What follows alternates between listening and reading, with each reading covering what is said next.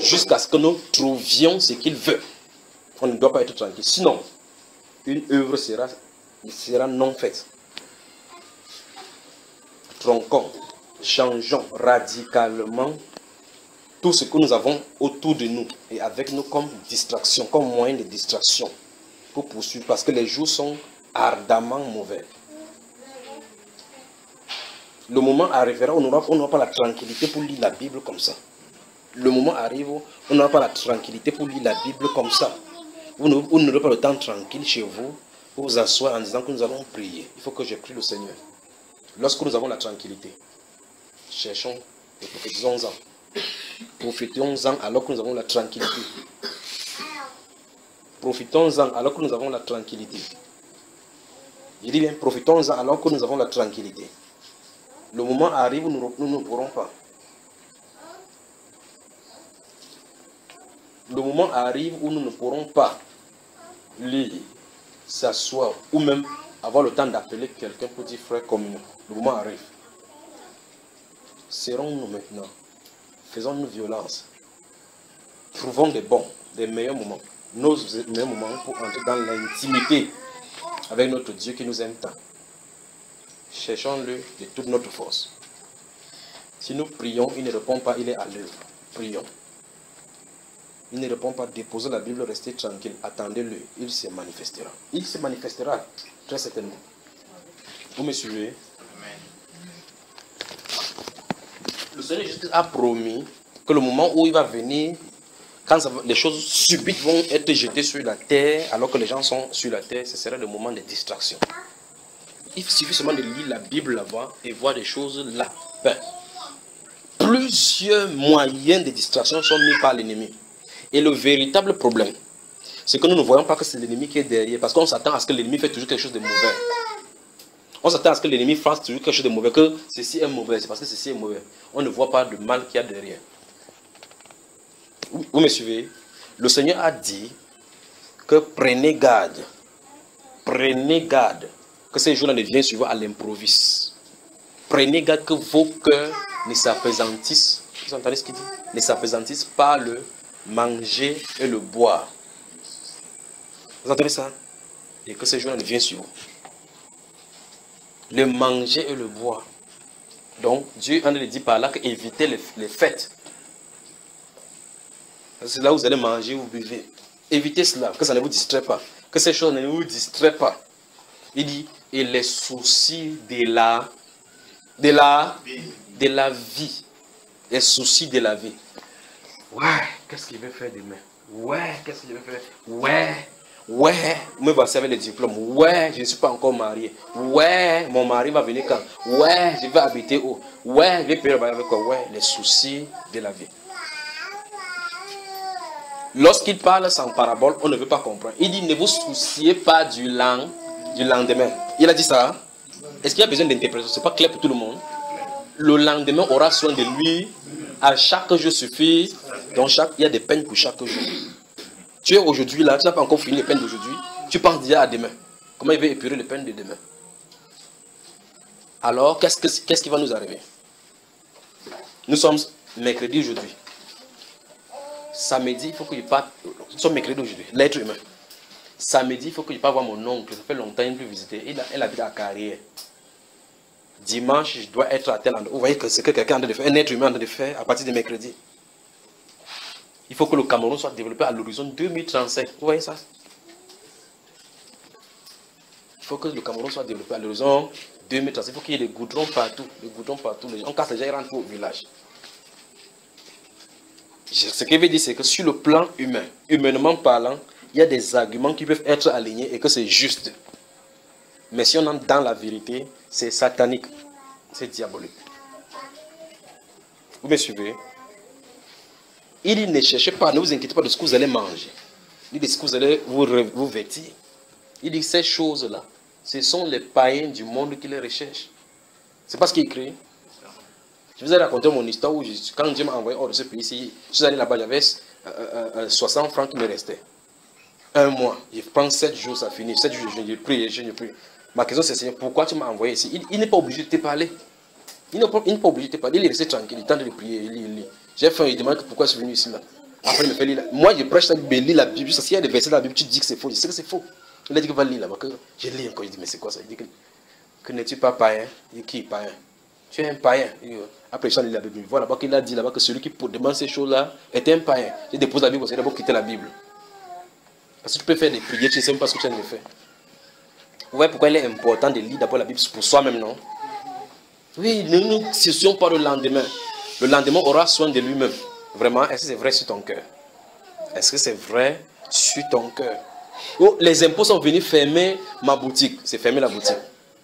Dieu dit, mais gars, ferme-moi ça pour que cette femme se reste à la maison méditer.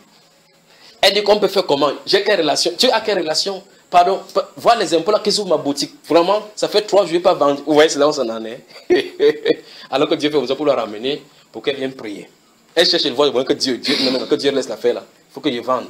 Si il ne vend pas, il paye la boutique avec quoi? Dieu a laissé moyen. Il faut doucement. Tu crois que tu as un effort. Il touche encore. Un de ces jours, tu viens que tout a brûlé. Il dit, Seigneur, pourtant j'avais prié, c'est que tu couvres ça par le sang de Jésus. Ça a brûlé même avec le sang de Jésus que tu as bouleversé là-bas. Pour te montrer que le matériel, Dieu ne veut pas que nous soyons absorbés par le matériel, mais que nous soyons absorbés par sa présence. Vous suivez? Dieu désire nous parler. Et s'il y a des moments les plus glorieux de ceci, c'est le moment-ci. Le moment où il y a plusieurs voix. Dieu désire nous parler parce que la parole de Dieu donne la direction. Si vous voulez continuer seulement à écouter les prédications, ça ne sera pas suffisant. Souvenez-vous de ceci. Si vous voulez écouter n'importe quelle prédication, connaissez la Bible n'importe comment. Si vous n'entendez pas sa voix, vous n'aurez pas la direction pour vous. Je vous le dis. Vous allez écouter la prédication pour le général. Mais un cas spécifique vous attend. Parce que ces cas spécifiques-là vous font entrer en fonction avec Dieu.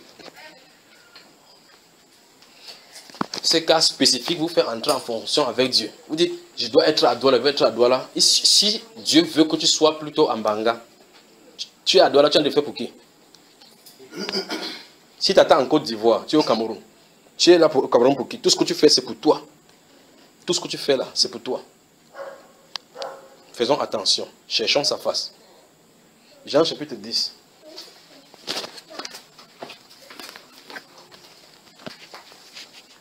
Cherchons la face du Seigneur. Il désire parler. Cherchons la face du Seigneur jusqu'à ce qu'il se révèle. Cherchons. Il désire parler. Il y a un souffle qui est en train de souffler. Il y a un souffle. Il désire parler.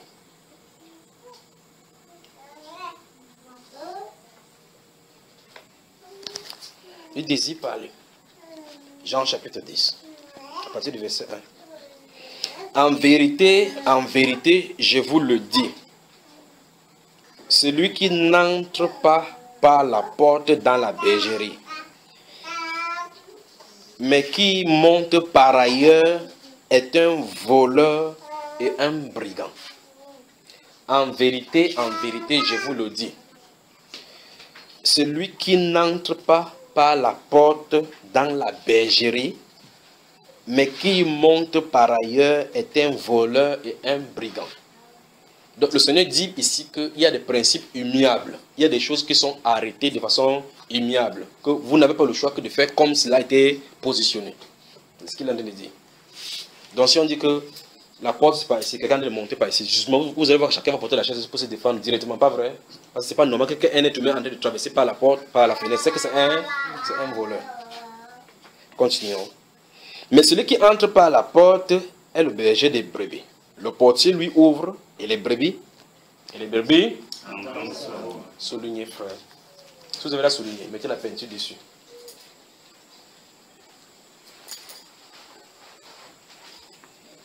Je crois que vous faites à cette jeune femme de porter sa chaise, elle s'assoit dehors pour donner le lait à l'enfant.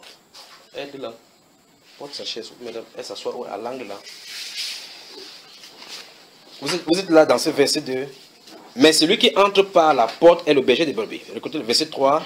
Le portier lui ouvre et les brebis entendent sa voix. Ah mon Dieu. Le portier lui ouvre. Je ne sais pas si vous saisissez. Le portier lui ouvre.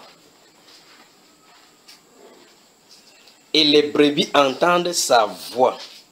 Il appelle par leur nom les brebis qui lui appartiennent et il les conduit dehors. Et maintenant, passer une semaine là sur ces deux versets si vous en parlez. Le berger veut entrer. Le portier dit Seigneur, entre. Les voilà. Quelles sont tes brebis? Il désire leur parler. Ces brebis à lui entendent sa voix, alors ils peuvent donner une direction à partir de cette voix qu'ils ont entendue. Je ne sais pas si vous avez lu. Vous lisez ça, frère? Le portier ouvre la porte. Le portier n'est pas le conducteur par excellence des brebis. Mais c'est le bon berger qui est le directeur des brebis. Le portier ouvre la porte pour que les brebis entendent la voix du berger. C'est ça. Donc, le portier est un gardien des brebis. Parce qu'il est là pour que quand le berger vient, il ouvre la porte pour qu'il voie ses brebis. Et brebis sort. Si la brebis ne connaît pas sa voix, que c'est le moment de sortir. Vous voyez ce qu'il en est comme problème, n'est-ce pas? Il vous faut entendre la voix du grand berger. C'est nécessaire et c'est absolument vital pour vous. Il a dit que ces brebis entendent sa voix. Il dit que quand il vient, il entre, il les appelle, ils entendent sa voix, il les appelle dehors, les brebis qui lui appartiennent. Vous avez vu ça? Ok. J'arrive quelque part, regardez. Lorsqu'il a fait sortir toutes, regardez ce qui est écrit là-bas. Après toutes, c'est quoi? Vous avez vu ça? Vous avez vu, frère? Lorsqu'il a fait sortir toutes ses propres brebis, il marche devant elles. Et les brebis le suivent parce qu'elles...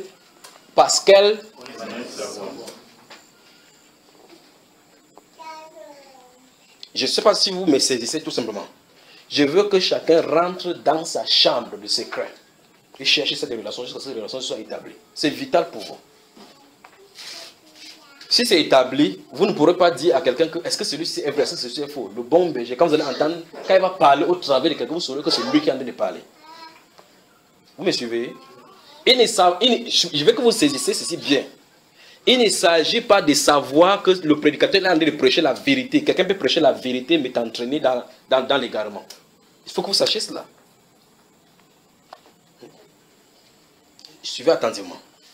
Quelqu'un peut prêcher la vérité. Parce que s'il y a quelqu'un qui connaît la vérité ici, de l'Apocalypse, quoi, de Genèse jusqu'à l'Apocalypse, c'est Satan. Il connaît même les moindres détails, même des choses qui sont cachées ici. Mais pourtant, il n'entrera pas. Pas vrai? Quelqu'un peut connaître, prêcher cette Bible-ci, et de façon droite, et va en enfer. Vous savez que c'est vrai, pas vrai? Ok. La Bible déclare que Judas avait part au même ministère. Quand le Seigneur prêchait, il les envoyait 2 à 2 prêcher, il guérissait les maladies, il faisait les mêmes choses. Il ne partait pas dire que repentez-vous juste, qu'il n'est pas... Non. Que je n'est pas vrai. Non. Il prêchait la repentance et la pratique de bonne œuvre pour le royaume. Mais lui, il n'est pas entré.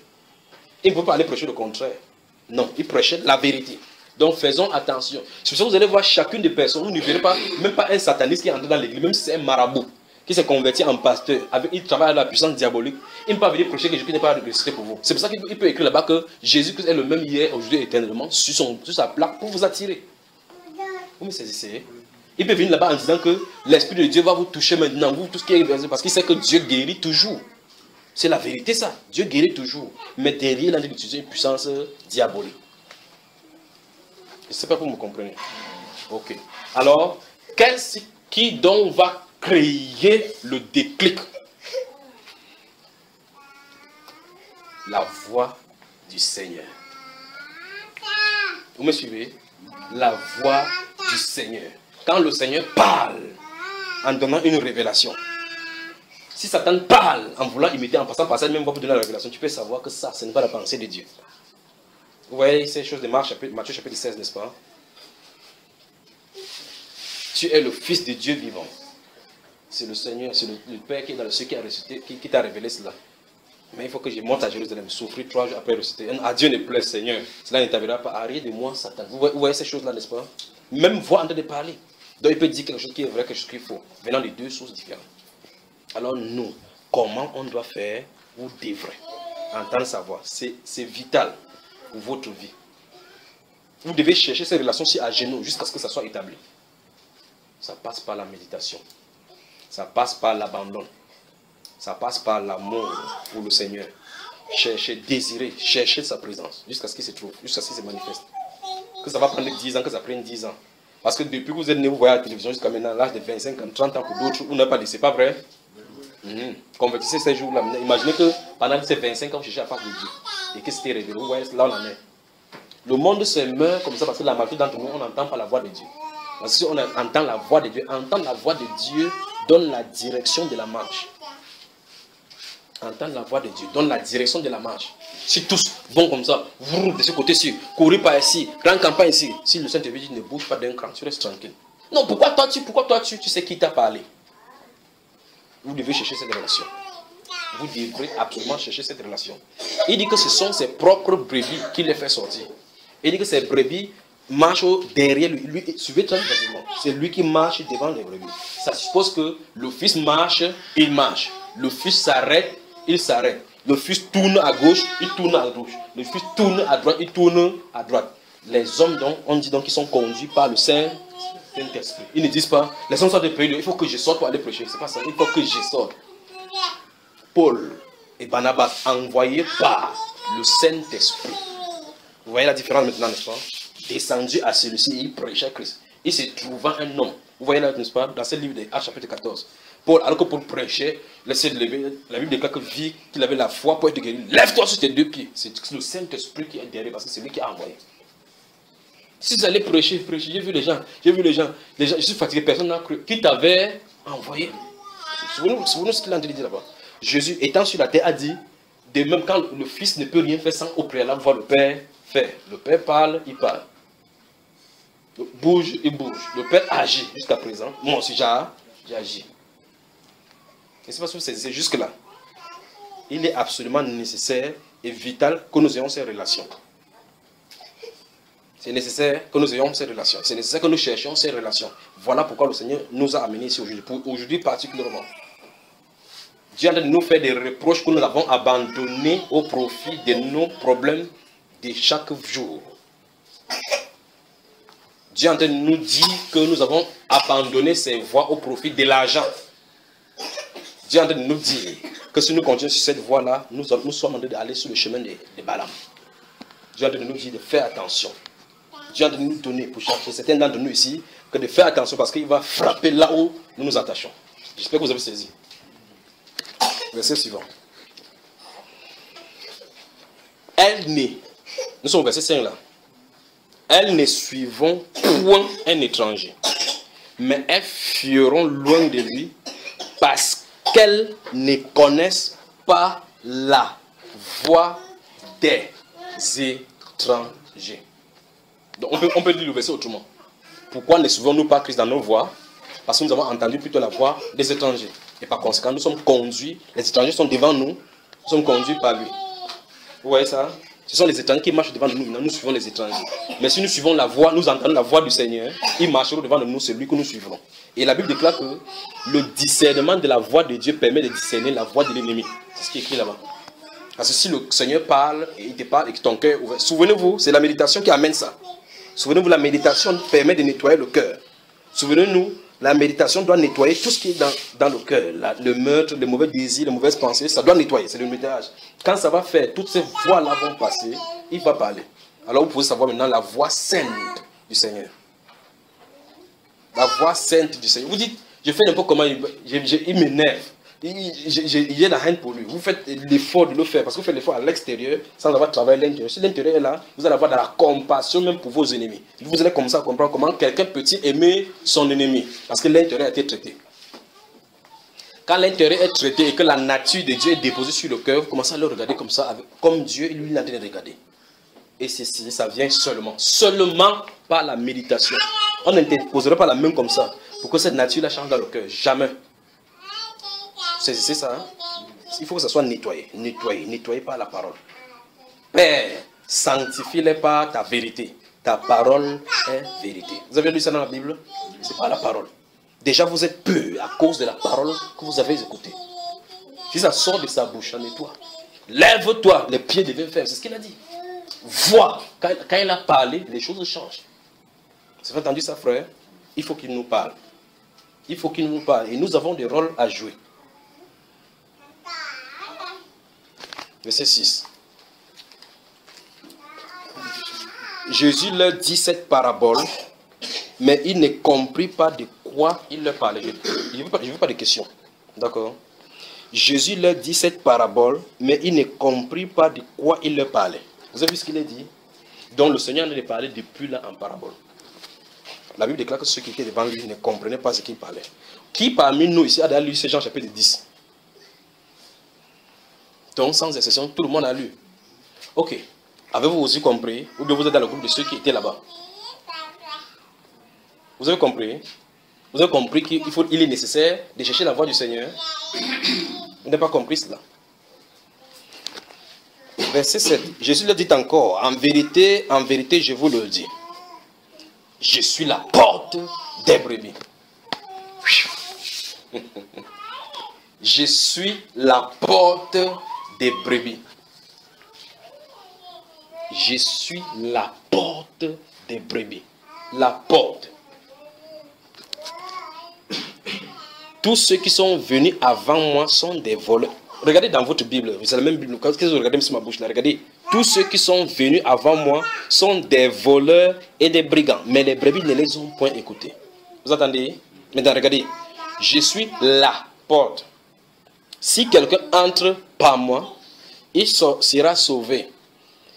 Il entrera et il sortira et il trouvera des pâturages. Mais nous sortons aujourd'hui pour aller chercher des pâturages sans entrer par la porte. Ça veut dire quoi? Nous voulons dépendre de nous-mêmes, de nos propres efforts, pour réussir, sans dépendre de Jésus. Mais pourtant, nous professons son nom. Vous voyez le paradoxe qui est là? Nous devons nous appuyer sur le Seigneur pour faire n'importe quoi. Mais aujourd'hui, nous le confessons des lèvres dans la pratique. Vous voyez ce qui a été dit ici là. On prêche, on est sous la grâce, on est guidé par la grâce, dans la grâce, mais dans la doctrine établie, on remet cette grâce-là en voulant marcher par nous-mêmes. Regardez ce qu'il dit. Il dit, si quelqu'un entre par moi, il entrera, il sortira et il trouvera le pâturage. Pourquoi? Parce qu'en réalité, remarquez bien, on dit que la Bible déclare que beaucoup de personnes sortent très tôt pour aller chercher le pain, mais Dieu donne ce pain-là à ses serviteurs dans ce lieu couche. Pas vrai? Maintenant, nous avons lancé les défis au monde. Il se lève à 5, nous nous levons en 4 heures, on peut chercher de l'argent.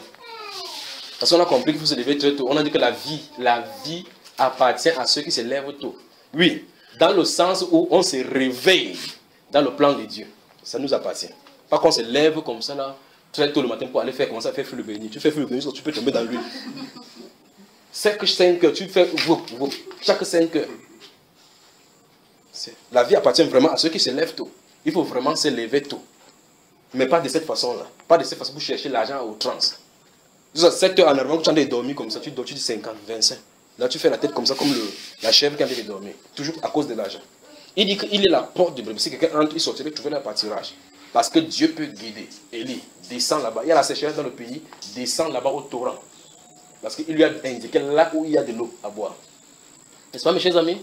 J'ai ordonné là-bas au corbeau. Là, j'ai ordonné à une veuve de te nourrir. Va de ce côté-ci, va de ce côté-ci. Vous voyez comment Dieu peut guider?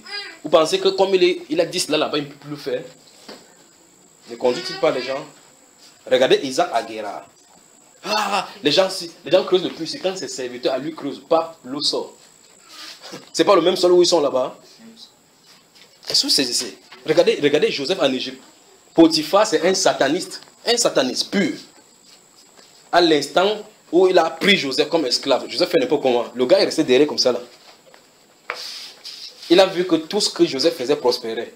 Il a dit, mon cher ami, tu as l'intendant de ma maison. Un sataniste a compris qu'il faut exploiter l'enfant de Dieu ici. Que quand le gars la touche, c'est béni. Quand il touche, c'est béni. Partout où il passait, c'était béni. Ce n'était pas béni pour lui. Vous avez remarqué ça? C'était pour Potiphar. Mais lui, il était en captivité. Et regardez Daniel, comment il faisait, comment le royaume prospérait pendant qu'il était là. Ce n'était pas pour lui. C'est la grâce de Dieu. Maintenant, c'est tout pour nous maintenant. Pour nous. Il faut que Dieu nous fasse voir sa grâce afin que les autres aussi. C'est la compétition avec le monde. Vous allez sortir une maison en étage, vous dites que vous êtes trop bien, que Dieu m'a béni. Tournez vous regardez pour Bill Gates. Vous allez voir ce qu'il en est. Donc ça ne sert à rien de courir ici. Alors maintenant, si vous regardez au-delà du rideau, vous regardez seulement votre douche là-bas haut, si vous vous y lavez. Personne sur la terre ne peut avoir cela. Tous les biens réunis ne peuvent atteindre votre douche là-bas. Même votre pavé pour entrer dans votre salon là-bas. Et pourquoi courir sur les vanités sur la terre? Et il a d'ailleurs sanctionné que sous le soleil, c'est vanité. Les gens sont fatigués. Je vous pose une question simple. Vous avez entendu parler de Pharaon, Nebuchadnezzar, Ézéchias, David. Montre-moi un terrain qui porte leur nom. Mais d'accord, on dit que voici le terrain de la descendance de David. Montre-moi un seul. Non, j'ai fait ça pour laisser à ma descendance. Ok. La famille de Jésus. On a dit que Marie avait une maison, n'est-ce pas? Joseph, Jacques et autres. Allez à Jésus montrer un passé que ça c'est pour Jacques. On a tout pris, pas vrai? D'autres sont les bistrots, des mouvements, c'est ceux qui sont dessus. Ainsi sera tous nos avoirs sur la terre. Alors il a dit, il y a plusieurs demeures dans la maison de mon Père. Si cela n'était pas, je vous aurais dit, je m'en vais vous préparer une place. Et quand je m'en serai allé et que je vous aurai préparé une place, je reviendrai vous chercher, afin que là où je suis, vous y soyez aussi. C'est ce qu'il a dit dans la Bible. Il faut qu'on soit préparé donc, parce qu'il vient nous chercher. C'est là où nous nous trouvons. Vous n'entendez pas à d'autres prédications que préparez-vous pour la venue du Seigneur. C'est ça, tout tourne autour de cela. Donc il faut se repentir. Tout va tourner autour de lui. Le voilà à la porte. Vous me suivez, frère? Il dit que je suis la porte des brebis. Celui qui entre par moi entrera et sortira et trouvera du pâturage. Verset 8. Verset 9 là. Verset 10 maintenant. Le voleur ne vient que pour dérober, égorger et détruire. Moi, je suis venu afin que les brebis aient la vie et qu'elles soient dans l'abondance. Pas que vous ayez beaucoup de maisons, beaucoup de champs. Ce n'est pas ça dont il est question. Je suis le bon berger. Voici quelqu'un qui était à la porte. C'est subitement lui qui est encore le berger. Donc, c'est pas lui qu'on entre. Et c'est lui qui est dehors, qui sort, qui marche devant les brebis. Vous voyez l'omniprésence, l'omnipotent de celui-là. Le bon berger donne sa vie pour ses brebis. Après, je vais conclure ici. Mais le mercenaire qui n'est pas le berger et à qui n'appartient pas les brebis, voit venir le loup, abandonne les brebis et prend la fuite, et le loup les ravit et les disperse. Le mercenaire s'enfuit parce qu'il est mercenaire et qui ne se met en point en peine des brebis. Je suis le bon berger. Qu'est-ce que le Seigneur veut nous faire comprendre, mes chers amis? Le Seigneur Jésus vient de nous dire là que si vous vous confiez en n'importe qui, si ce n'est pas lui qui est mort pour vous, vous serez déçus. C'est ce que le Père a dit là maintenant. Vous mettez votre appui sur n'importe qui, sur n'importe quoi. Si ce n'est pas sur le Seigneur qui est mort et ressuscité, vous avez tout faux. Même si ça semble réussir. Même si ça semble réussir. Même si ça semble prospérer. Si ça ne tire pas son essence du Seigneur, c'est vain. Il dit que le mercenaire fuit parce qu'il ne peut pas faire autrement. Parce qu'il est mercenaire. Parce que le bon brebis, c'est le bon brebis, il défend ses brebis. Vous suivez? Alors je pose donc la question. Avons-nous confiance au Seigneur Jésus-Christ? Avons-nous confiance en notre Seigneur Jésus-Christ? Ou mieux encore, en qui avons-nous placé notre confiance? Est-ce en notre capacité, en notre relation au sens humain, que j'ai telle personne, telle personne? Est-ce en cela? Est-ce en notre moyen? J'ai de l'argent. Est-ce en notre, parce qu'on quand on se sent fort, on a le muscle, parce qu'il y a des gens qui vont au miroir et regardent les abdos. L'autre regarde les cils, dit que je suis beau ici dehors. Est-ce en cela que non, comme je suis trop beau là, c'est là que je vais trouver une bonne femme, ou bien je vais trouver un bon mari? On fait un peu comme ça. Non, que même si c'est le premier gars, il va m'épouser. Est-ce en cela? Dieu dit, tout dépend pour eux des temps et des circonstances. Que ce n'est pas parce que tu es fort là que tu vas faire, parce que tu es intelligent que tu vas avoir du travail. Non. Que ce n'est pas parce que tu es âgé que tu peux gagner une course. Dans celui d'Ecclésiaste. Tout dépend pour eux des temps et des circonstances. Alors si nous ne comprenons pas ces choses-ci, nous allons commencer à nous laisser conduire par les circonstances. Une situation arrive, on accentue la prière là-bas. Quand ça finit, ça se calme. Une autre situation arrive, on prie. Une autre situation arrive, on prie. Une autre situation arrive, on prie. Les situations commencent à guider notre moyen et notre marche de la foi. C'est une bêtise que nous faisons dans la marche chrétienne. Vous me suivez? Je peux aller dans la Bible, commence à défiler pour que vous voyez les situations qui ont traversé les vies des serviteurs du Seigneur dans la Bible. Ils n'ont même pas prié pour cela. Quand l'apôtre Pierre était en prison, à chapitre 12, il n'a jamais prié que Seigneur, oh, délivre-moi de cette prison. Il s'est couché là, il dormait. L'ange est sorti du ciel, venait le délivrer. Parce qu'il avait une mission. Il avait déjà entendu la voix du Seigneur. Je te ferai pécheur d'hommes. Il avait entendu. Alors il sera pécheur d'hommes. Il avait entendu cela. Vous suivez? Quand Paul, lui, il était en prison, quand il était en prison, il dit que waouh, on a beaucoup marché, chantons ici, mais on se plaît, chantons. Ils ont chanté, c'est la prison qui s'est cassée. Donc c'était plutôt dangereux de les mettre dans une prison. Et non seulement il devait se libérer, c'est tous les prisonniers qu'il libère. Non, si le met en Nubel, il fait sauver tout le monde, y compris les gardiens de prison. Vous voyez, donc ce sont des hommes dangereux. Des gens loin de l'esprit sont des gens dangereux. En qui avons-nous mis notre confiance? Sommes-nous confiants du Seigneur? Alors si c'est oui la question, est-ce que les actions que nous manions chaque jour et chaque fois que nous manifestions témoignent de cela? Il est bon d'attendre en silence le secours du Seigneur, dit la Bible, en silence. Mais pour nous, c'est des chapelets, des murmures qu'on égrène. Voir ce que tel m'a fait, les larmes sortent d'ici, ça chauffe. Même tel m'avait fait comme ça, l'autre m'a promis comme ça. Seigneur, tu m'as déjà dit comme ça, fait tel nom, on m'a insulté encore hier que tu sais Dieu. Pourquoi ça n'arrive pas? Ouah. Ok. Si tu donnes tout ça, ça fait que tu sois en paix.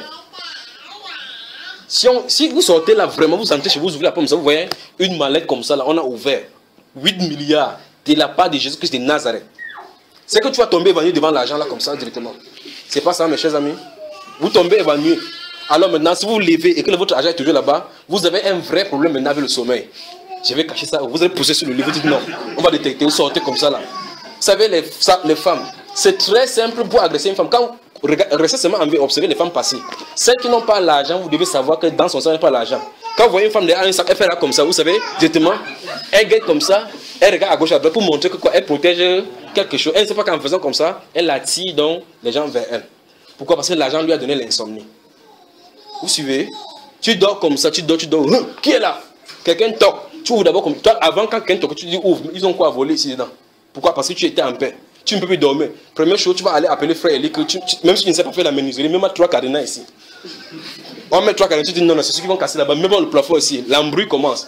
Chaque fois, maintenant, tu vas penser à là, je vais cacher ça où? Si elle met en banque et que la récession tombe maintenant, tu commences à creuser le trou de la maison. Quelqu'un toque. Non, le temps que tu caches l'argent, tu t'assois. Vous voyez là où, alors que si tu as tes 25 francs, quelqu'un entre, tu sais que tu es tranquille. Amen. Vous parlez seulement maintenant, si je vous dis ma part de témoignage, vous n'allez même pas croire. Si je vous dis que depuis mon existence, je n'ai jamais eu 100 000 francs qui m'appartiennent, vous pouvez croire ça? Vous voyez, les regards montrent clairement que vous ne pouvez pas croire. Parce que j'ai fui l'argent, j'ai peur de ça. J'ai peur de l'argent. 100 000 francs, je n'ai jamais eu 100 000 francs qui m'appartiennent comme ça. 100 000, je n'ai jamais eu, jamais. Merci au Seigneur pour cela. Donner l'argent à Papa Tani, il a 2 milliards. Papa Tani dit qu'il faut qu'il y avait son projet qu'il avait oublié depuis. C'est pas ça, Papa Tani. Que tu es où?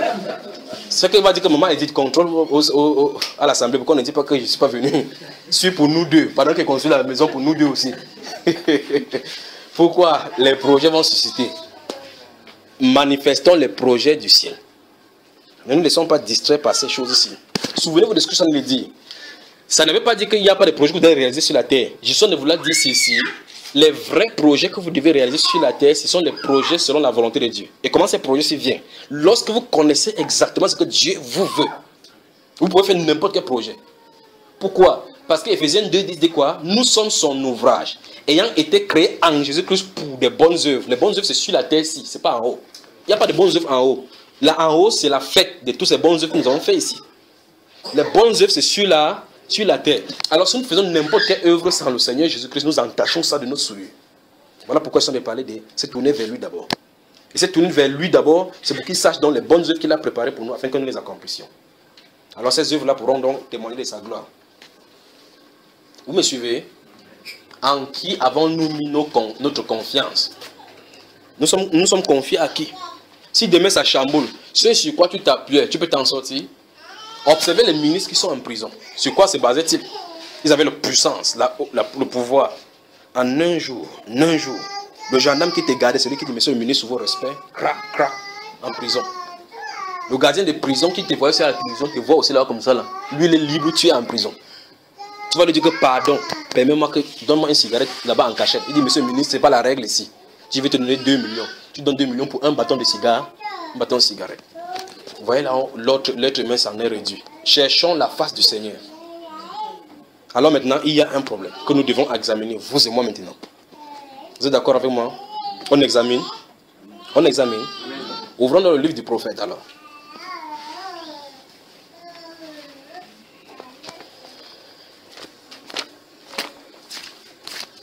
Ouvrons Ésaïe 59.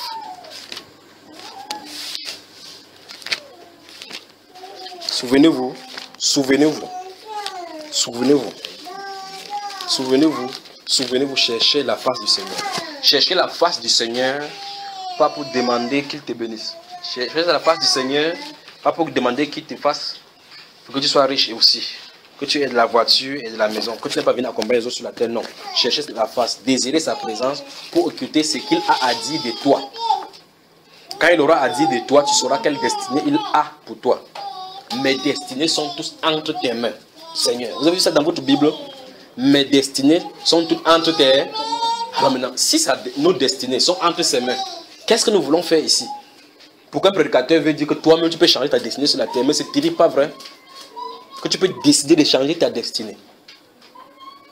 Donc, ce que Dieu a prévu, tu fais que ça n'accomplit pas. Ésaïe 59. Donc, nous avons vu qu'il faut que nous enlevons tout ce qui crée obstacle à ce que nous entendions savoir. N'est-ce pas? Verset 1 de Ésaïe 59. Non. Ça veut dire que c'est un mensonge. Non, la main de l'Éternel n'est pas trop courte pour sauver, ni son oreille trop dure pour entendre. Ça veut dire que lorsque nous parlons chaque fois, ce n'est pas qu'il ne nous entend pas. Il veut dire qu'il y a un obstacle. C'est l'obstacle qu'il veut qu'on enlève. Non! La main, Seigneur, je souffre beaucoup, je souffre beaucoup, je souffre beaucoup. Savez-vous que le moment avant que tu n'entres en souffrance, d'une façon ou d'une autre, il t'a averti? D'une façon ou d'une autre, il t'a averti. Verset suivant. Mais ce sont vos crimes qui mettent une séparation. Donc, qu'est-ce qui nous empêche avec Dieu? Je veux que vous répétez encore ce qui est écrit là-bas. Qu'est-ce qui nous empêche avec Dieu? Les crimes. Crime. Crime. Crime. Pour ceux qui sont les jurys, vous savez que crime, c'est quelque chose de peine à plus de 10 ans d'emprisonnement. Donc la Bible déclare que si on veut prendre ça sur le plan du droit camerounais, ça veut dire que vous avez commis des choses qu'on doit vous mettre en prison au moins pour 10 ans. 10 ans à montant. Des crimes. Est-ce que vous entendez? Dieu n'a pas dit que c'est un délit. Si les délits sont à moins entre 5 ans, c'est quoi? 5 à 10 ans. Les infractions des petites peines là, moins de 5 ans. Donc, ça veut dire que si nous avons des problèmes et qu'il y a un barré avec Dieu, ça veut dire que, supposons que chaque crime c'est ceci. Combien d'années nous avons en prison? Dieu dit que mais c'est les crimes que vous commettez qui mettent une séparation entre vous et moi. Ce sont vos péchés qui vous cachent sa face. Donc, le verset 2 dit, mais ce sont vos crimes qui mettent une séparation entre vous et votre Dieu. Franchement, ayant vu en clair que bref, c'est que la méditation, en lisant cette Bible-ci, on désirerait seulement s'enfermer pour résoudre ce genre de problèmes. Nous sommes d'accord? Au chapitre 1 de ces livres-ci, au verset 17, il a dit, venez et plaidons. Donc Dieu veut qu'on entre dans l'intimité pour régler ces problèmes. Si vos péchés sont rouges comme le cramoisi, ils deviendront blancs comme neige. C'est ce qu'il a promis, non? Donc ça veut dire qu'il faut qu'on vienne pour qu'il expie nos péchés, qu'il efface ce qui crée la séparation. Regardez bien. Il y a la séparation entre nous et Dieu et l'empêche de nous écouter. Il invite, parce que c'est lui seul qui peut encore enlever cela. Il dit que nous avons un rôle à jouer. Venir. Nous devons venir vers lui. C'est toi là-bas. Voilà, amène la piscine. Il dit, ce sont vos crimes qui créent une séparation entre vous et votre Dieu. Vous avez vu cela? Après il dit, ce sont vos péchés. Donc ces crimes-là, ce sont les péchés qui vous cachent sa face. Mais suivez, frères, sondons nos cœurs. Autant tout ce qui peut créer obstacle entre nous et Dieu. Ce que nous connaissons consciemment, mettons cela de côté. Ne me dites pas que vous ne pouvez pas. Vous pouvez, parce que depuis que Christ a expié à la croix, la puissance du péché a été brisée. de telle enseigne que la Bible déclare que ne vous livrez pas au péché. Donc, l'être, il vient nous révéler que nous avons la capacité de ne plus nous livrer au péché. La Bible déclare qu'on dise non à ces injonctions. Donc, tu peux dire non aux injonctions du péché. Vous suivez? Vous me suivez, n'est-ce pas? Parce que là où vous êtes, tuer, c'est un péché. Si je mets un verre d'acide ici, je fais comme ça, waouh, ça brûle la table. J'ai dit que si quelqu'un boit, on voit. Vous allez voir, chacun va regarder comme ça, là. Ça ne pouvait pas avoir l'effet sur lui. Il n'y a pas quelque chose qui va dire que va boire, va boire, va boire, va boire. Oh, je n'ai pas pu résister. C'est pas ça? Mais voilà le péché. Mais pourquoi? Parce que tu sais que ici c'est dangereux, là c'est cache. Quand tu fais peur, ça brûle. Parce que tu sais ça. C'est pour ça que tu sais que si tu, mais avant que ça n'arrive, que ça a brûlé, si tu es fini, tu vois comme ça, tu dis, hey, non, je ne pars pas là-bas. Mais le péché, c'est que tu vas pécher un peu, tu vas dire, demander pardon, Dieu. Pécher parce qu'il n'y a pas de conséquences.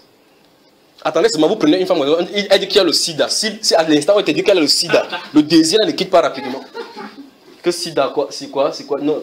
Que Dieu te bénisse, que Dieu te bénisse. J'étais. Pourquoi? Parce que c'est qu'il y a un danger de mort. La Bible déclare qu'on rejette cela. Renoncer au mensonge. Dit la Bible. Renoncer. Donc, nous avons le devoir de renoncer. Et que chacun dise la vérité selon son cœur. Est-ce que la Bible dit, frère? Donc, on a le pouvoir sur le péché par la puissance du Saint-Esprit. Vous me suivez? Donc, il dit donc que ce sont nos crimes, ce sont vos péchés qui créent une séparation entre vous et votre Dieu. C'est ce qu'il dit. Après, il dit, car vos mains sont souillées de sang. C'est ce passage maintenant, si elle commence à développer à la lumière du Nouveau Testament. Nous allons voir. Vous voulez qu'on y ait un instant? Ok. Qui ici n'a pas encore tué son frère? Il dit les frères, il ne parle pas de quelqu'un qu'on a tué enterré. Quelqu'un qui est là parmi nous, qui n'a pas tué son frère ici. Si tu n'as pas tué, levez la main, je vous pose la question, selon ce que verset, si vous voyez ce qu'il en est. Alors, si vous baissez la main, ça suppose que vous avez déjà tué. Nous sommes d'accord? Frère. Ah, comment vous bougez la tête, vous faites comme ça? Amen, amen. J'ai dit, nous sommes en train de nous regarder dans le miroir. Personne n'est exempté. Parce que quand Dieu parle, c'est pour tout le monde. Le doigt est sur la terre, chacun de nous regarde en haut. Donc nous tous, nous sommes appelés à cela. Alors je pose la question, il dit que, car vos mains sont souillées de sang. C'est ce qu'il a dit. La Bible déclare que si quelqu'un hait son frère, c'est un meurtre. Donc il a quoi sous la main? Sang. Vous avez vu ça, n'est-ce pas? Il dit, à la lumière du Nouveau Testament, ça devient plus amplifié. Celui qui hait son frère est un meurtrier. Je déteste la femme là, je déteste quand il la voit, je suis énervé. Tu as un problème. Telle personne m'avait fait du mal pour rien au monde. Je ne peux plus jamais avoir rien à faire avec lui. Tu as un problème. C'est entaché. Vous voyez ce qu'il en est? Dieu dit. C'est pour ça que je dis, si nous entrons dans la méditation, en commençant à comprendre, suivez du sang. Quels sont le sang que j'ai sous la main? Je commence à méditer. Et il faut que je fasse devant Dieu avec ça pour plaider. Quand il commence à méditer, il commence à voir que j'ai le souillé sur le sang, je vais donner raison à Dieu que c'est effectivement ça qui cachait sa face pour que je ne le rencontre pas. N'est-ce pas, frère? Il dit car vos mains sont souillées de sang. Suivez la suite. Et vos doigts des crimes. Le doigt, c'est qui touche à la finition. Il est 8h30. Vos lèvres profèrent le mensonge. Vous avez vu ça? Regardez le livre de Pierre. Il dit les frères, il ne parle pas de quelqu'un qu'on a tué enterré. Quelqu'un qui est là parmi nous, qui n'a pas tué son frère ici. Si tu n'as pas tué, levez la main, je vous pose la question, selon ce que verset, si vous voyez ce qu'il en est. Alors, si vous baissez la main, ça suppose que vous avez déjà tué. Nous sommes d'accord? Frère. Ah, comment vous bougez la tête, vous faites comme ça? Amen, amen. J'ai dit, nous sommes en train de nous regarder dans le miroir. Personne n'est exempté. Parce que quand Dieu parle, c'est pour tout le monde. Le doigt est sur la terre, chacun de nous regarde en haut. Donc nous tous, nous sommes appelés à cela. Alors je pose la question, il dit que, car vos mains sont souillées de sang. C'est ce qu'il a dit. La Bible déclare que si quelqu'un hait son frère, c'est un meurtre. Donc il a quoi sous la main? Sang. Vous avez vu ça, n'est-ce pas? Il dit, à la lumière du Nouveau Testament, ça devient plus amplifié. Celui qui hait son frère est un meurtrier. Je déteste la femme là, je déteste quand il la voit, je suis énervé. Tu as un problème. Telle personne m'avait fait du mal pour rien au monde. Je ne peux plus jamais avoir rien à faire avec lui. Tu as un problème. C'est entaché. Vous voyez ce qu'il en est? Dieu dit. C'est pour ça que je dis, si nous entrons dans la méditation, en commençant à comprendre, suivez du sang. quels sont le sang que j'ai sous la main? Je commence à méditer. Et il faut que je veille devant Dieu avec ça pour plaider. Quand il commence à méditer, il commence à voir que j'ai le souillure sur le sang, je vais donner raison à Dieu que c'est effectivement ça qui cachait sa face pour que je ne le rencontre pas. N'est-ce pas, frère? Il dit quand vos mains sont souillées de sang. Suivez la suite. Et vos doigts des crimes. Le doigt, c'est qui touche à la finition. Il est 8h30. Vos lèvres profèrent le mensonge. Vous avez vu ça? Regardez le livre de Pierre. Si quelqu'un veut aimer la vie et voir des jours heureux, qu'il et sa bouche des paroles qu'il aime le bien. Regardez, il dit que les lèvres, le mensonge, regardez, vos lèvres profèrent le mensonge, votre langue fait entendre l'iniquité. Tu mens à gauche, tu mens à droite. Grave encore, on ment seulement au nom du Seigneur. Il y a un autre qui était venu me voir avec un cahier, avec l'hymne national que Dieu a donné. Que c'est ça qui va être chanté au Cameroun lorsqu'il sera président. J'ai ça. Il dit, moi je suis dépassé seulement par les événements. Donc il sera le prochain président. Ah, sur l'antenne, quelqu'un me dit c'est lui qui sera le prochain président. Un autre émission, l'autre dit c'est lui qui sera le prochain président. Et ça, c'est ceux qu'on connaît. Il y a des autres dans le secret que Dieu leur a dit qu'ils sont les présidents. Dans le même pays. On va diviser au Cameroun comme ça. En plus, chacun aura sa présidence. L'hymne national du Cameroun est écrit noir et blanc. Il dit que le hymne national, on va changer parce que ce n'est pas l'hymne national que Dieu veut. Il sera président. Et une femme sera la maman du président. Il dit vos lèvres profèrent le mensonge et votre langue fait entendre l'iniquité. Regardez ce qu'il dit. Nul ne se plaint avec justice.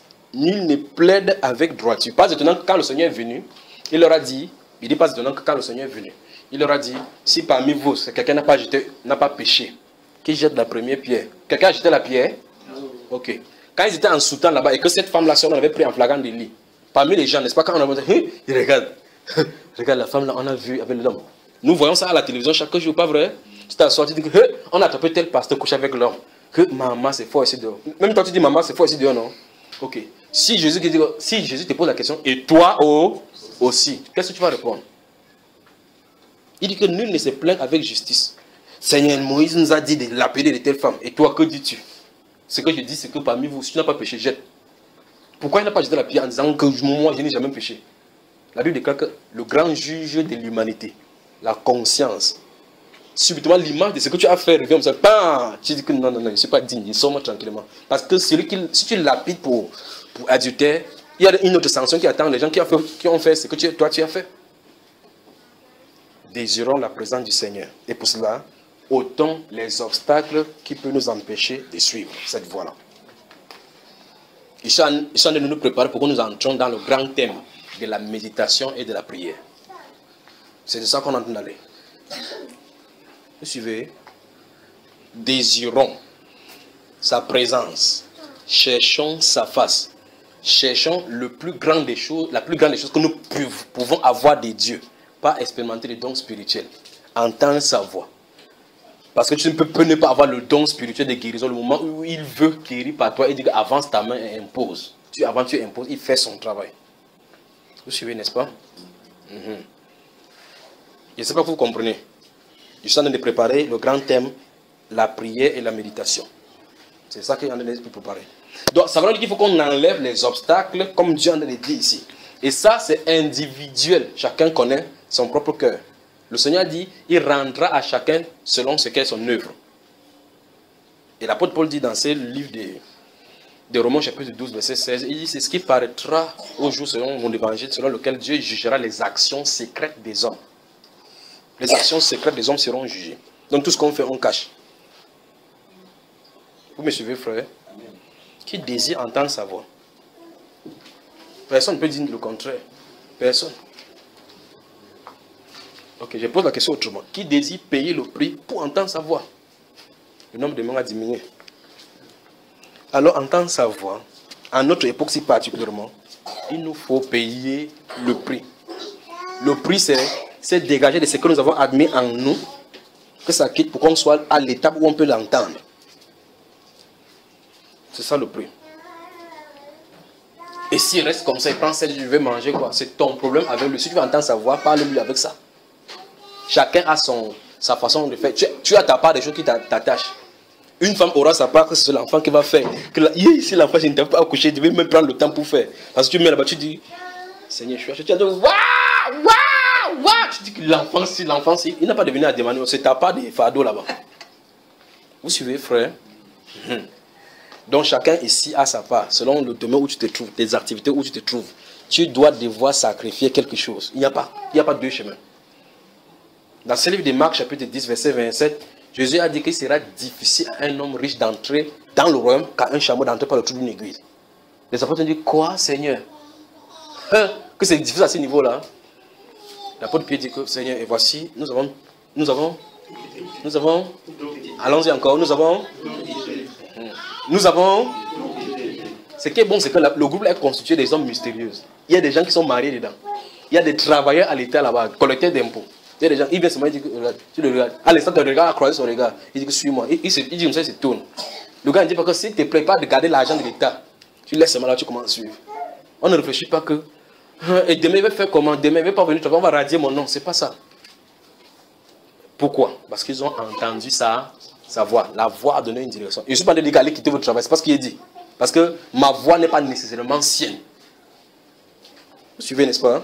Mais s'il m'indique en disant que dire telle chose à telle personne, je le dis avec son autorité. Ils sont allés dire que chacun a un appel de façon différente. J'espère que vous comprenez. Alors il faut que vous entendiez sa voix. Parce que entendre sa voix vous permettra de vous garder en lui. Vous permettra de vous donner les directives et les directions qu'il veut pour vous. Donc vous devrez regarder au-devant de lui ce qu'il faut sacrifier. Ça vous dépasse, passez le temps devant le Seigneur, enlève ce qui peut créer obstacle. Dites seulement ça, et étant sincère, observez-le agir. Dites seulement et observez-le agir. Seigneur, enlève ce qui peut créer obstacle de ma vie. Enlève, je décharge tout vraiment devant toi. Seigneur, toute ma volonté, je soumets à tes pieds. Si tu dis n'importe quoi, je fasse n'importe quoi, je le ferai, Seigneur. Dites ça en étant vraiment prêt.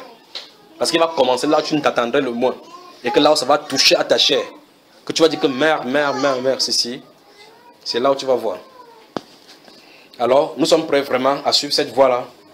Il dit ici que ses oreilles ne sont pas dues pour entendre. Et sa main n'est pas courte pour sauver. Donc, ça veut dire que s'il veut sauver, il peut sauver. Mais il y a quelque chose. Il ne fait pas ce genre de choses-là hors de sa sainteté. Donc, qu'est-ce qui nous empêche? Il veut dire, sanctifiez-vous. C'est ce qu'il veut dire. Sanctifiez-vous. Sanctifiez-vous. Qu'on enlève tout obstacle devant mon peuple. Qu'on enlève tout obstacle devant mon peuple. C'est ce que le Seigneur a dit. Qu'on enlève tout obstacle devant mon peuple. Souvenez-vous, toutes les prédications que vous aurez à suivre, si ces prédications sont bien ordonnées, c'est fait pour votre nettoyage. C'est le but. Ce n'est pas pour entendre, pour savoir que je sais ce que c'est que la vérité. C'est pas ça. Parce que la Bible dit la vérité. Il a dit, si vous vous plongez le regard, n'étant pas un auditeur oublieux, c'est-à-dire quelqu'un qui regarde et va dire, waouh, je connais bien. Le type là, c'est un bon type, il dit la vérité. Ça ne vous servira de rien. Mais il dit, celui qui se mettra à l'œuvre, il dit, celui-là sera heureux. N'est-ce pas ce que la Bible déclare? Dans la loi, donc, n'est pas celui qui lit la loi qui est justifié, mais c'est la personne qui pratique la loi qui est justifiée par elle, parce qu'elle ne vit pas la loi. Il nous faut entendre la voix du Seigneur. Il nous faut entendre la voix du Seigneur. Donc ne croyez pas qu'on va mettre la main sur vous, vous allez entendre sa voix. Il a dit que ce sont ses brebis qui entendent sa voix. Donc si vous êtes de ses brebis, il a prédisposé quelque chose à l'intérieur qui va vous pousser à l'entendre. C'est ça. Lorsque vous avez votre téléphone, il y a ce qu'on appelle le récepteur, il y a l'émetteur. L'émetteur, quelque part, les antennes qui envoient quelque chose. Si ton récepteur là est gâté, vous allez avoir le téléphone, allez rester même sous l'antenne, vous ne capterez pas. Vous entendez, n'est-ce pas? Il faut qu'il y ait cet élément-là à l'intérieur. S'il y a cet élément en vous, vous saurez tôt ou tard que vous avez des problèmes. Donc peut-être ton téléphone peut avoir le récepteur, mais le problème c'est la batterie. Le problème c'est un court-circuit. Le problème c'est la carte mère. Si la carte mère est réglée, vous capterez à coup sûr. N'est-ce pas, frère? Si vous avez un problème de charge, quand ça va être chargé, quand tu vas regarder, la barre de captage va être pleine. Parce que vous avez le réseau. Donc il faut seulement arranger la panne de ce qui crée ces choses-là pour entendre, pour empêcher de l'entendre. Vous me suivez bien? Alors regardons ici. Verset 11. Commençons au verset 11. Nous sommes dans le chapitre 59 d'Ésaïe là. Continuons au verset 11. Regardez attentivement. On y va. Nous grondons tous comme des ours. Si ce n'est pas une époque de ça ici où chacun se fâche parce que telle personne a fait telle chose. Regardez bien. Il dit nous grondons tous comme des ours. Pourquoi? Parce qu'on est effarouchés. La Bible déclare dans ce livre de Luc là que l'humanité, les gens seront effarouchés parce que par crainte de ce qui arrivera pour la terre. Ils ne savent pas quelque chose, il y a toujours de mauvaises nouvelles partout, des mauvaises nouvelles partout. Si tu en fais boum, tu entends boum là, chacun va commencer à dire c'est Boko-Haram qui arrive à Douala. Regardez.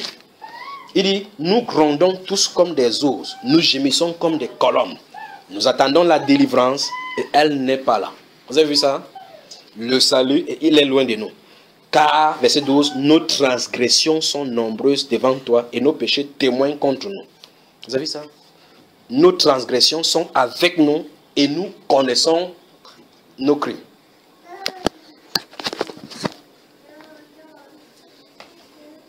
Vous savez comment le prophète parle? Il dit nous avons été coupables. Après, il va dire que c'est pour cela que l'arrêt de la délivrance est éloigné. Nous tâtonnons en plein jour. Mais Dieu va s'étonner qu'il n'y ait pas des personnes qui intercèdent. Qu'est-ce qu'il va faire? C'est seulement son bras. Souvenez-vous, le bras. Quand c'est le bras du Seigneur qui se lève comme il se levait dans l'ancien temps. Quand son bras se lève, il prend son épée. Il commence à avancer. C'est pour le jugement. Alors son bras va lui servir d'appui et de justement. Il va prendre la justice maintenant comme cuirasse. Donc faisons attention. Il faut qu'on examine nos vies pour regarder si nous avons des crimes qui sont devant nous. Il faut qu'on les enlève. Nous devons faire cela. C'est absolument nécessaire que nous le fassions. Vous ne pouvez pas faire ça sérieusement si vous vous laissez distraire. Vous ne pouvez pas faire ça sérieusement sans sacrifice. Vous ne pouvez pas faire ça facilement sans sacrifice. C'est-à-dire quelque chose dont votre vie doit devoir être mise de côté. C'est ça qu'ils sont de le dire. Parce qu'en réalité, si vous voulez voir ce dont vos vies charnelles en dépendent, vous ne pourrez pas les éloigner par rapport au temps que vous avez. Vous allez toujours consacrer les maigres temps aux choses de Dieu. Et pendant ces maigres temps, quantité de vos pensées sera encore dispersée vers ces choses mondaines. Et le reste du temps vers la fatigue. Nous ne pourrons que bâiller en disant Seigneur, tu sais toutes choses. Et nous dormons. Quand je me mets à genoux, je vois le poids que les serviteurs de Dieu dans l'église emportent aujourd'hui. C'est ce qu'il disait à l'autre personne la dernière fois. J'ai regardé pour l'apôtre Paul. J'ai observé ces choses. J'ai dit que si l'apôtre Paul, on lui disait qu'il vient dans cette époque, il refuserait. Je vous le dis. Il dit en voyant ce que les apôtres Paul ont traversé, en voyant ce que nous sommes en train de vivre, l'apôtre Paul refuserait de venir à cette époque-ci. Parce que je préfère l'époque de persécution. Parce que l'époque de persécution fait que tu sois en la présence de Dieu chaque fois pour chercher sa face. C'est ça le problème. Quand il y a la liberté et le libertinage, nous sommes sous la grâce. Christ a tout accompli. Et si j'étais avec quelqu'un, un ancien de l'église baptiste, il fume comme ça, il verse devant moi. Il dit que mon fils, tout ce que tu bavardes là, la Bible se résume en une seule parole. Crois seulement. Avec la cigarette, il fait, par respect, il bloque ma respiration. Il respire comme ça, il croise les pieds comme ça parce qu'il venait de gagner un marché, un contrat de milliards. Et pour fêter ça, il a pris la cigarette. Il dit que je paye ma dîme. Toute la parole que tu lui dis là, il fait, il balance la cigarette devant moi. Ça se résume en ceci, crois seulement. J'ai cru, voilà les milliards. Vous remarquez, qu'est-ce que ceux-ci ont les anciens? Comment a-t-il fait pour être ancien de l'église? Il dit que toute la Bible se résume en croix seulement. Tu crois en quoi? Crois seulement. Ton marché est bloqué? Crois seulement. Donc ça va se résumer sur cela. Vous voyez là où ça se trouve dans l'église. Il dit que j'ai eu à absorber la nicotine comme ça pendant 1 heure de temps. Parce que chaque fois il fait pour. Après il dit que je prends la pour aller prendre le feu d'air. Je reviens, il dit crois seulement. Crois seulement. Tu sais n'importe quelle partie de la Bible dit que non, tout ce que tu dis je sais. Mais la Bible dit que crois seulement. Voilà le point où on se retrouve. Nous devons sacrifier quelque chose. Nous avons sacrifié des choses. L'apôtre Pierre donc dit dans ses Marc chapitre 10 verset 28, il dit voici nous avons tout quitté pour te suivre. Qu'en sera-t-il de nous? Le Seigneur Jésus dit il n'est personne qui, ayant quitté son père, sa mère, ses enfants, ses terres, ses maisons, il dit à cause de mon nom, ne gagne en ce siècle-ci au centuple des pères, des mères, des sœurs, de ceci, des maisons, virgule, avec des persécutions. Et au final, la vie éternelle. L'autre là, on ne veut pas lire. Avec des persécutions, ça, les gens ils mettent le truc noir ça pour ne pas voir ça. Il dit qu'il veut les maisons de terre. Jésus a dit qu'on fait des maisons de terre. Il dit que ces choses-ci, ça s'obtient avec des persécutions. Alors tu fuis ici au Cameroun, tu fuis, tu laisses la terre. Tu t'es perçu parce qu'on a été poursuivre, tu arrives quelque part, un chrétien te reçoit dans sa maison. Tu n'as pas eu de terre. Donc faisons attention. Observons nos vies devant le Seigneur. Enlevons tout obstacle qui peut nous empêcher de l'écouter. Nous devons, je veux qu'on comprenne la nécessité dans ce livre de Jean chapitre 10 que nous avons lu. Il veut dire que si nous n'écoutons pas sa voix, nous allons écouter la voix des étrangers. Et très souvent, c'est la voix des étrangers qui nous ont conduits. Dites-moi, vous tous, vous êtes sortis dans différents milieux. Qui vous y a conduit? Quelqu'un dit, moi, juste parce que que Dieu m'a dit que je suis le chef des chantres là-bas. Dieu lui a dit que je suis le chef des chantres. Un de ces jours, il sort dit que je suis plus chez ça. Dieu lui avait dit de partir. Il ne lui a pas dit de quitter, mais il est quitté. Parce qu'on est embrouillé. Vous me suivez? Il est temps qu'on cherche le Seigneur. S'il y a un temps qu'on doit chercher le Seigneur, c'est maintenant. Les apôtres se lèvent. Les apôtres de la Bible se lèvent à ce moment-ci. Eux-mêmes vont encore se recoucher comme ça que Seigneur, je meurs. Je ne vais pas voir cette époque. Je vous le dis. Parce que l'époque de la grande persécution était mieux par rapport à l'époque de la grande séduction. Parce que le vrai problème, c'est ceci. C'est que tu vis, tu lis ta Bible un peu, tu pries, tu as l'impression que tout va bien. Parce que rien ne semble pas te déranger. Parce que peut-être tu sors au travail, tu rentres encore sans accident. Parce que tu travailles, ça a réussi.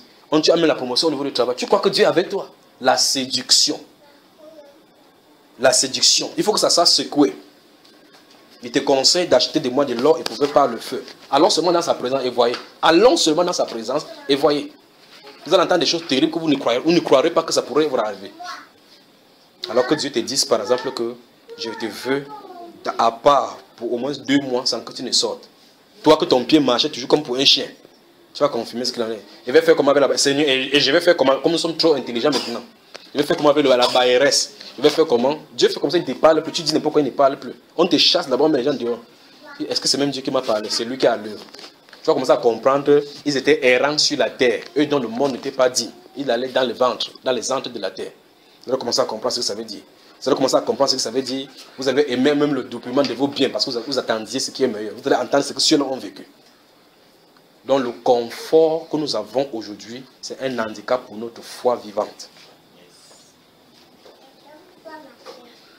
Le confort que nous avons aujourd'hui, c'est un handicap pour notre foi vivante. Parce que ça nous pousse à confesser notre foi comme étant vivante lorsque les biens matériels nous arrivent. Pourtant, nous savons tous que cette foi-là implique le domaine spirituel. Nous savons tous que cette foi-là implique le domaine spirituel. C'est le spirituel qui doit d'abord régner, dominer sur nous. Pas le matériel gouverner sur nous et nous baigner de ces huiles boueuses. C'est ça. Si ce n'est pas comme ça, la vie de foi, on va avec la cigarette dire, je crois seulement. Crois seulement. Nous sommes sous la grâce. Et la grâce, la période de grâce nous enseigne de faire attention, de ne pas mépriser la grâce. Et nous enseigne à renoncer. C'est ce que l'enseignement de la grâce, n'est-ce pas? Donc sous la grâce, l'enseignement c'est renoncer. Renoncer. Donc si on faisait quelque chose, qu'on ne le fasse plus. Renoncer aux mondanités et à la convoitise. Renoncer à toutes ces choses. On doit renoncer. Donc il doit y avoir une séparation. Nous sommes sous la grâce. Nous ne sommes plus sous la loi. Donc on n'a plus besoin de dire ceci. On n'a plus besoin de dire ceci aux gens. On peut dire ceci. C'est écrit dans leur cœur. C'est écrit dans leur cœur. Pourquoi ils ne commettent, ils ne font pas, ils ne font pas. Vous vous souvenez dans ces Éphésiens 4, nous avons lu de ces jours. Et voici ce que j'ai dit, ce que je déclare dans le Seigneur, ce que vous ne devrez plus. C'est un ordre. Vous ne devez plus marcher. Le style de vie doit changer. N'est-ce pas mes chers amis? Qui est prêt à s'engager? Ça doit prendre maintenant les décisions. C'est maintenant que ça doit être pris. Vous êtes prêts? Vous êtes prêts à aller devant le Seigneur? Qu'il vous y conduise. Qu'il vous y conduise. Mais souvenez-vous, nul ne peut venir à moi si le Père qui m'a envoyé ne l'attire. Souvenez-vous. Souvenez-vous de ce Jérémie qui osera de lui-même se présenter devant toi, ô Éternel. Souvenez-vous. Que le Seigneur te bénisse.